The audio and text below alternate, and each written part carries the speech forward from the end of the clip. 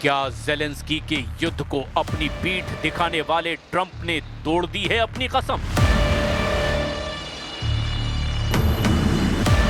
क्या यूरोप के दिग्गजों को एकजुट देखकर डोनाल्ड ट्रंप यूक्रेन पर सबसे बड़ा यू टर्न मारने जा रहे हैं?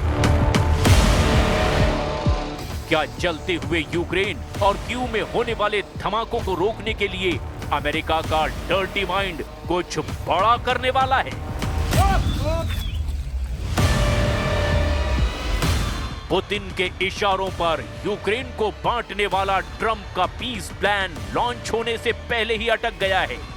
ट्रंप का चाकू चले और सीधा यूक्रेन पुतिन को सौंप दिया जाए। इससे पहले ही ट्रंप ने यूक्रेन को लेकर ऐसी बात कह दी है कि ज़ेलेंस्की का बुझा हुआ चेहरा फिर युद्ध वाले जोश की वजह से चमक सकता है।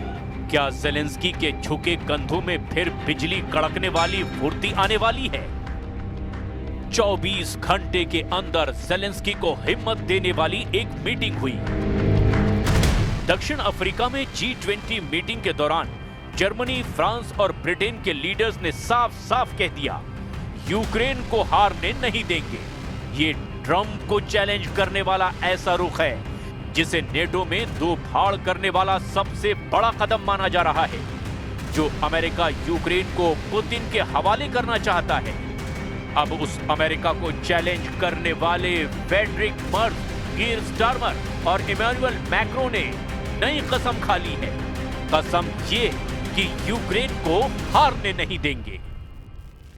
Stake is obviously Ukrainian sovereignty and European security. It's normal to have both the Ukrainians and the Europeans on the table to finalize this plan. So this is exactly what we will do tomorrow and the day after in order to make a common plan.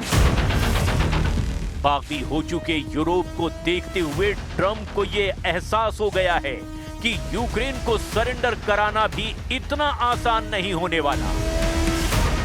इसीलिए Donald Trump को कहना पड़ा है कि रूस और Ukraine युद्ध को खत्म करने के लिए अमेरिका का प्रस्ताव आखिरी नहीं। No, not my fault. No, we'd like to get the peace. It should have happened a long time ago. The Ukraine war with Russia should have never happened. If I were president, it never would have happened. We're trying to get it ended. One way or the other, we have to get it ended. यानी Donald Trump के दिमाग में कुछ और चल रहा है। Trump के बारे में दावा किया जाता है कि उनका दिमाग सिर्फ नफा और नुकसान देखता है, यानी जहां ट्रंप को फायदा होगा वो वहीं पलट जाएंगे। ट्रंप के शातिर दिमाग को लेकर ऐसा तनाव उनके पहले कार्यकाल में नहीं देखा गया, लेकिन अब यूक्रेन युद्ध ने अमेरिका के डर्टी माइंड की परत खोलनी शुरू कर दी है। यूरोप के लीडर्स की मीटिंग देखकर ज़ेलेंस्की ने भी कह दिया है कि हार नहीं मानूंगा, रार नहीं ठानूंगा।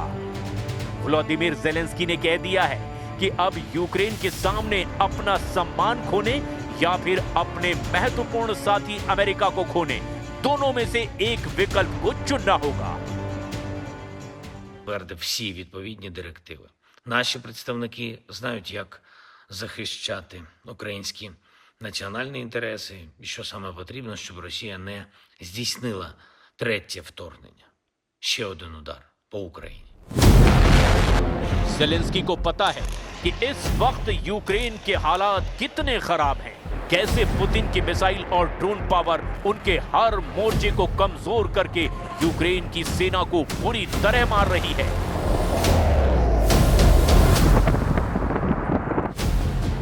रूस का दावा है कि खार्किव के वॉर जोन में यूक्रेन के 5000 सैनिक फंसे हुए हैं।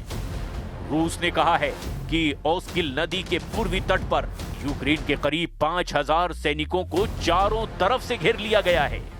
इन हालात में रूस ने यूक्रेन पर हथियार डालने का दबाव और ज्यादा बढ़ा दिया है। 5000 सैनिकों को सरेंडर करना पड़ेगा, नहीं तो वो मारे जाएंगे। यूक्रेन की इसी मजबूरी को देखकर डोनाल्ड ट्रंप ने ज़ेलेंस्की से कहा कि अगर ऐसा ही युद्ध लड़ना है तो लड़ते रहो। Well, then he can continue to fight his little heart out.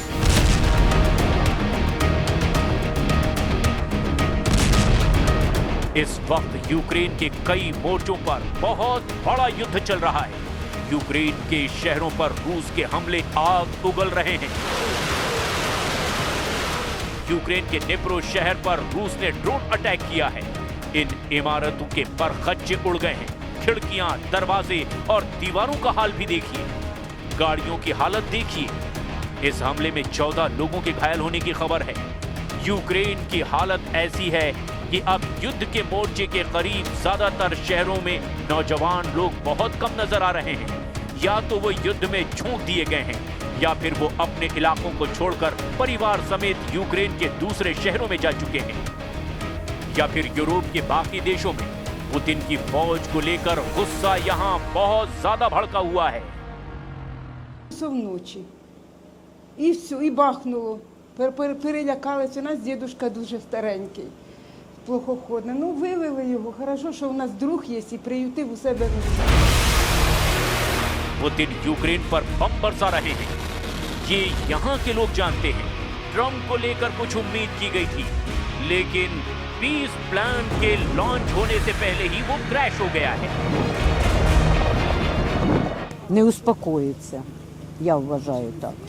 Що, я не знаю, я вже всі саме хужі слова, які є на планеті, я всі в їхній адрес відправляю.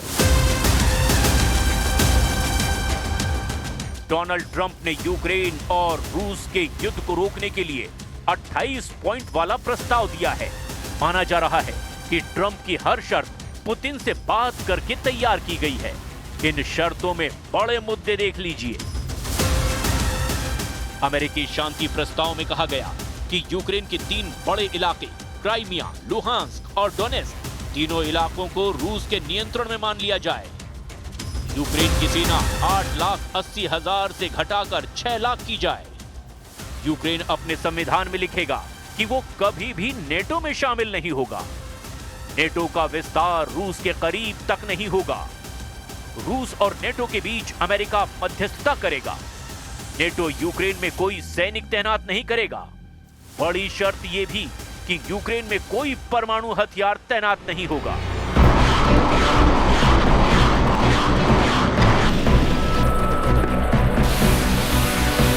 ये शर्तें मानने के लिए जेलेंस्की के पास 27 नवंबर तक का वक्त है। यानी ट्रंप ने जेलेंस्की को सोचने समझने के लिए अच्छा टाइम दिया है। खास बात यह भी है कि पुतिन को ट्रंप के शांति प्लान से कोई दिक्कत नहीं। पुतिन ने कहा कि ट्रंप की योजना यूक्रेन से समझौते का मजबूत आधार बन सकती है। हालांकि ट्रंप का दावा है कि वो किसी भी तरह के दबाव में नहीं है। हालांकि यूरोप के नेता चाहते हैं कि ट्रंप के पीस प्लान में संशोधन किया जाए। इसमें और काम करने की जरूरत है। सबसे बड़ी बात कि यूक्रेन में रूस के धमाके रोकने हैं, तो शर्तों में जेलेंस्की की रजामंदी भी जरूरी है। Auf die gesamte europäische Politik, auf den gesamten europäischen Kontinent.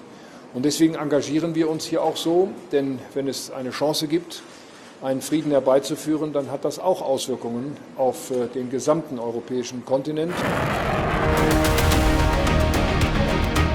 फिलहाल सबकी नजर डोनाल्ड ट्रंप पर है, क्योंकि यूरोप को साफ साफ नजर आ रहा है कि यूक्रेन में तब तक धमाके होते रहेंगे जब तक ट्रंप खामोशी से देखते रहेंगे।